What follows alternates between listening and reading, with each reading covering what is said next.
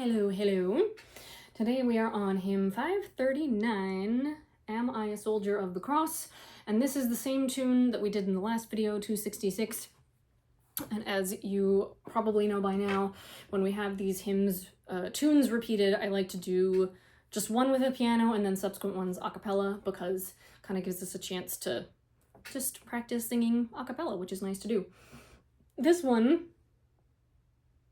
in particular, I think is going to be nice to sing a cappella because of these rhythmic qualities that we talked about. If you haven't seen the last video, no worries, we were talking about, actually no, go watch that video if you haven't seen it, because we break down a lot more of the components of the tune, which I'm not going to do in this one, but just a brief reminder that these rhythmic qualities, bum, ba, bum, bum, bum, ba, bum, can feel really jagged to singers sometimes. So we just want to kind of let the words carry the rhythm and not worry too much about being super accurate. Okie doke. Let's do it. On text.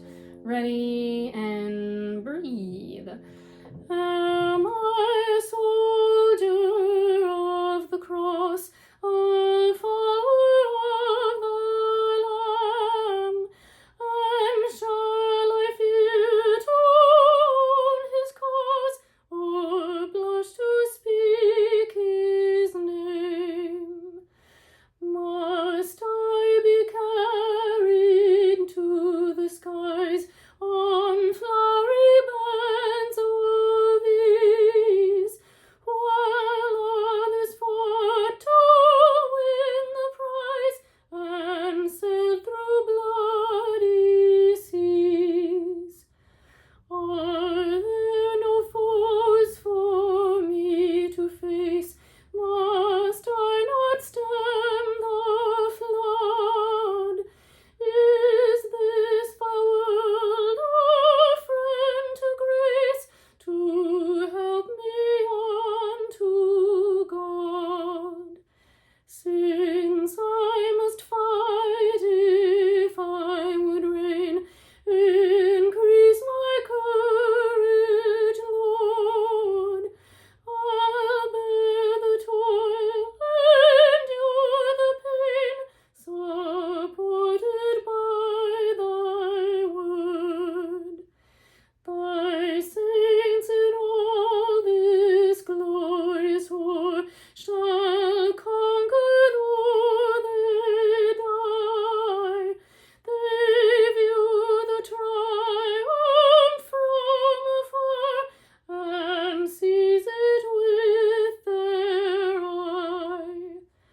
When that illustrious day shall rise, and all thine armies shine, in robes of victory through the skies, the glory shall be thine. Yay! I don't know about some of those words, but not here to critique theology of hymns. I'm just here to teach you the tune. Okay. You probably noticed this, because I noticed this in the third verse, in the second line. This vile world. Terrible, terrible thing to put in that rhythm. This vile world, vile world. Y'all, let's see. How do we make that less terrible? Is this vile world, this vile world? So you have to make a really small L. So all y'all Americans, it's hard because we do our L's in the back of our throat quite frequently. So we have to be very international about the way we do this L. The L has to actually be in the top of your back teeth. Vile world, vile world, vile world. And it's real fast. Don't get caught on it. Think more about the beginnings of each of those words. Vile world, vile world. And just kind of sail on through so that you can get through those words.